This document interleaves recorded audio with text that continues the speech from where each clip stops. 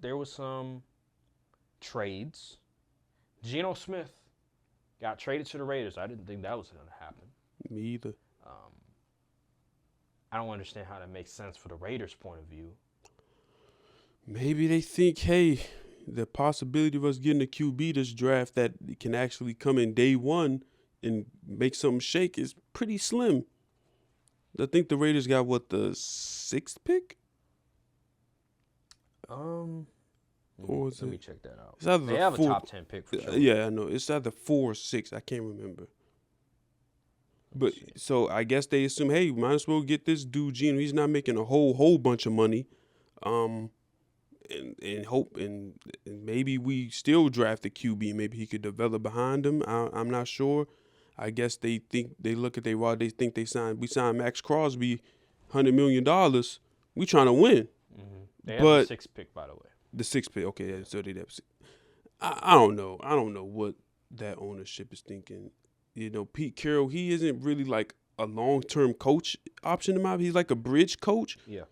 But I don't know, what are they cooking?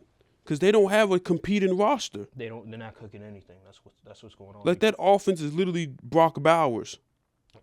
And that's it. Yeah, and well, now Geno now, but and then remember they signed that dude from the Dolphins, free agency last year. Christian Wilkins. Yeah, him too. He's coming off of injury, so you have that.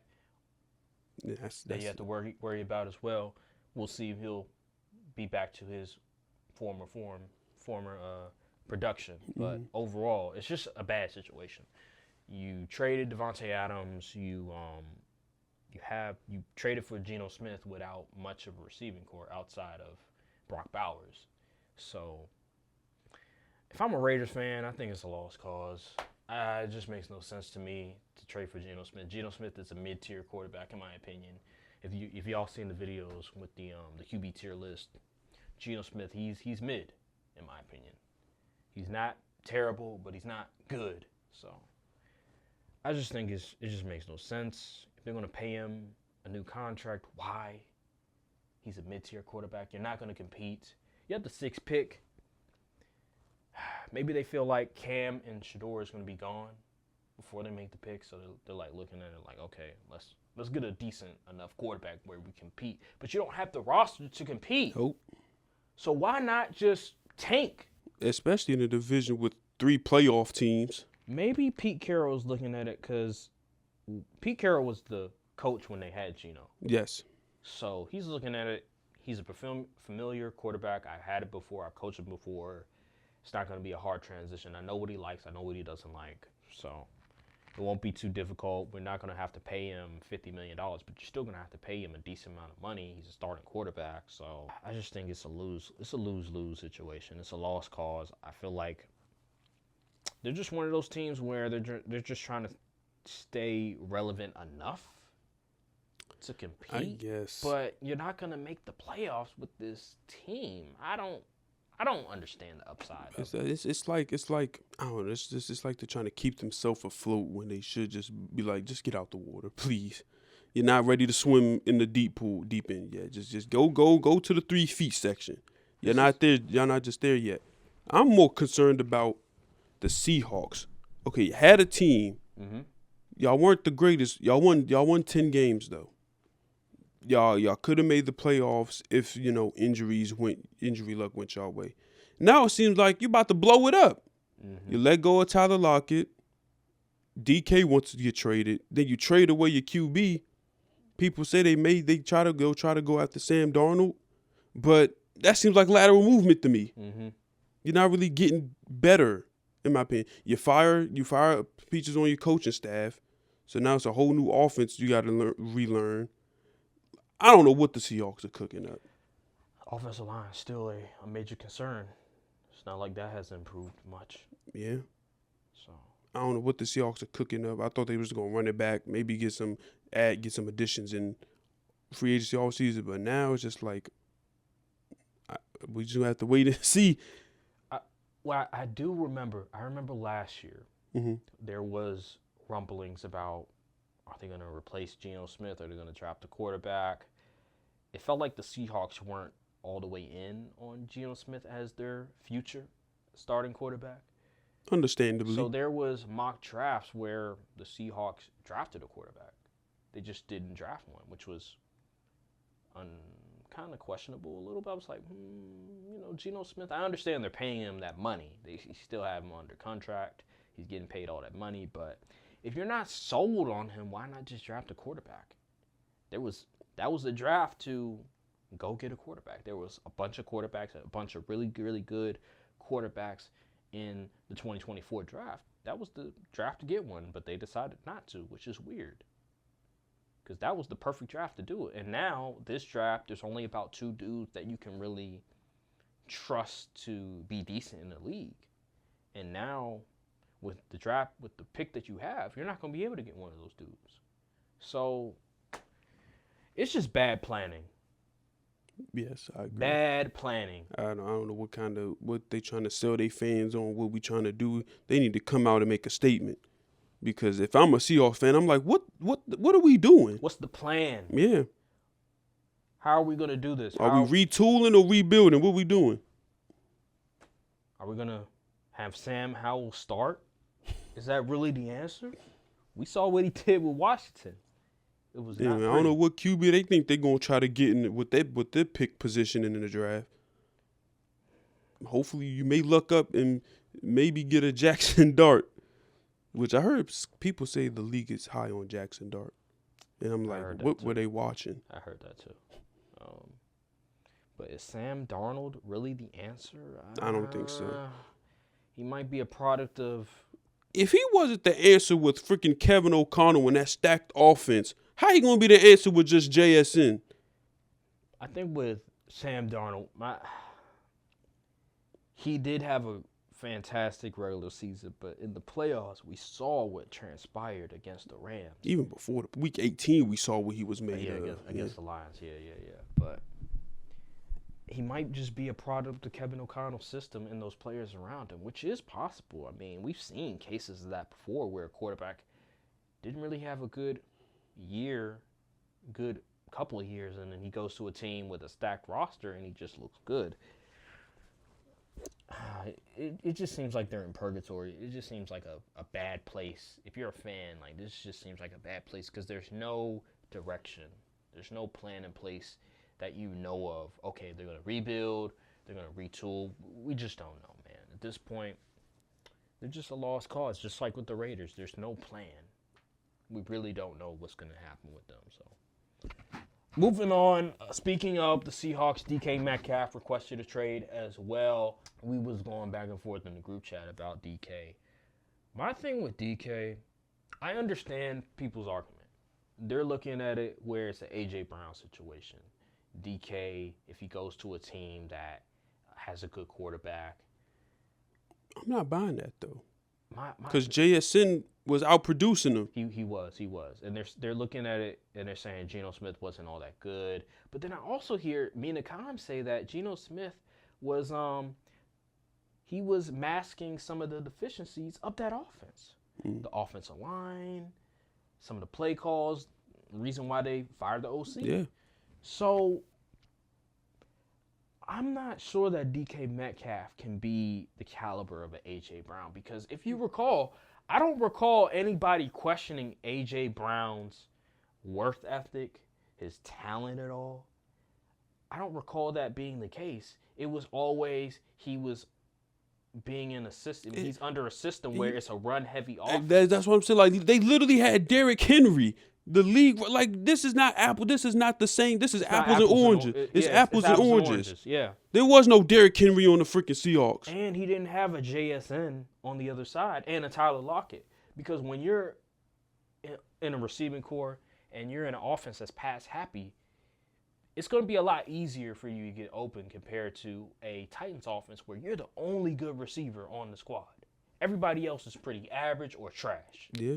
And Ryan Tannehill is not the best thrower of the football. This is a run-first offense. And I put the stats in the group chat. I was like, if you compare the Seahawks offense and the Titans offense in 2021 compared to 2024 with the Seahawks, it's night and day.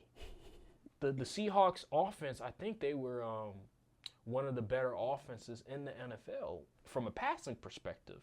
While with the Titans, they were one of the worst. So it is apples and oranges. This is just not a comparison at all. I believe if DK was really that guy, he would get his game off regardless. He is immensely talented. I got a stat for you. Go right ahead. You know how tall DK Metcalf is? He's 6'3". Guess what his contested catch percentage is? It's pretty low. It's in the 30s. Okay. 30 percentile. Okay. 30. That is bad. That's bad. That is bad. For as big as he is, and corners aren't that big, that is bad. He doesn't play as big as he is. His hands are questionable at times, and his routes aren't the greatest. They're not as crisp. He doesn't get as open as much. Nope. I understand Geno has his limitations, but I feel like if DK was really that guy, they would have featured him more. But then they featured JSN more, because I think JSN is better than him. He is. More versatile. He can actually run routes and catch the ball. Better catcher. Yeah, better hands. You're right. The only time I seen DK put up like a really like a great game this past year was against your boys, against the Cowboys. I was like, where was this? I think he had another game. I want to say, was it the Lions? I don't even remember. It may have been the Lions, but pull up the regardless, game log. matter of fact, I don't think it was the Lions. But regardless, against your Cowboys, he looked like a bona fide number one receiver, top 5 receiver in the NFL. But we don't see that often. Rarely do we see DK take over a game like that. And that is my problem with DK. I just don't see him as a number one receiver. I think he's a great number 2.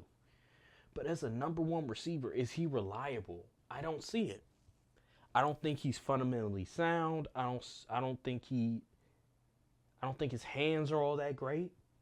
You mentioned the contested catch percentage. His last 100-yard game was week 4 against Detroit. He had 104 yards on 12 catches. Besides the Cowboys game. Cowboys game, he had. Oh, you talk about the year before. We ain't played him this year. Oh, wait, you didn't? No. Oh, yeah, I was talking about the year before then. His best game this year was against week 2 against New England. He had 129 yards. Oh, so that's even worse. And then ever since week 4, he had 55, 48. Oh, and 99 against the Falcons. Then 70, 59, 66. He just started down. He just traded off towards the end of the season. I don't see it, man. And remember, they had what's his name that got fired from Chicago? I think what's his name? Remember when JSN was like criticizing him a little bit when went to the Bears. Yeah, I know you talking. I can't remember. Regardless, that OC they had him and DK. He got his game off against the Cowboys, but again, like he wasn't all that good. And they replaced the OC with a different OC. Ryan Grubb, yeah. Yeah, Ryan Grubb. And he still wasn't able to get his game off.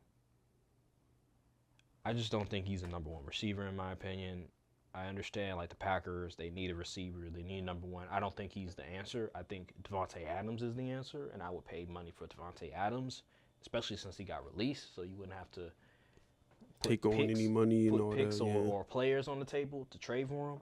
I'd rather go after Devontae Adams. He's 30-something years old, but he's still good in my opinion. I think he's still a number one receiver, and he would just make the team so much better than what DK would, in my opinion. Because DK, he's just not reliable. He's not consistent. He'll have a great game, and then he'll go ghost for the next 6 or 7. And he'll go stretches. Trust me, as a fantasy owner, I was watching them Seahawks games. I'm looking like, where the heck is DK at? Right. He's on the field, but he's not doing anything. And then he also has outbursts on the field. If he's not getting the ball fit, he will legit start rounding routes. Like, it's just like, it's bad. If he was the caliber of A.J. Brown, I would be cool. I'd be like, all right, he's producing. Even though I don't want to see that, he's still producing for the team. He is helping us win the games. But he's not doing it. It seems like he thinks he's better than what he is. And that's a problem when you have a receiver that think he's better than what his production suggested is. Mm-hmm. So I'm not ready to put that risk in. I think he is too much of a risk. Did the Seahawks say what compensation they were looking for? I think the report somebody said a first and a third. They're crazy. That is crazy. They're crazy. I would not give the Seahawks a first and a third. Absolutely not.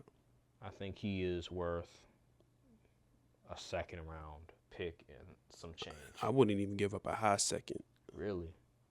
I think he's worth a second round. If Chase Claypool gets a second round pick, if some of these receivers get second round picks, I think he's worth a second round pick. Well, their stupidity ain't got nothing to do with me. I think he's worth a second and some change, maybe a second and a fifth. Really? You really think he's not worth that? I think a fifth is a low ball. You're gonna have to pay him too. So I wouldn't even want to give up. If I have a high second round pick, if I'm picking from between 32 or 33 and like 45, I'm not doing it. I'm keeping my pick. Really? I'd have to really need a receiver. Yeah, if you really need a receiver. You don't have a number one receiver. Like the Patriots, I heard the Patriots are interested. I'm just like, okay. But in conclusion, I don't think DK is number one receiver. I don't think he's worth the risk. But, other people think otherwise. But they think I've seen the numbers. I've seen the difference between the Titans offense in 2021 and the Seahawks offense in 2024. It's not even close to a comparison. You can't compare the two. And A.J. Brown, I never heard any questions about his work ethic, his ability to catch contested footballs. I never heard any questions about that. It was just the fact that he was in an offense that wasn't beneficial to his talent. That's not the case with DK. So, anywho, other news, other releases, real quick. We have. Just let me be me.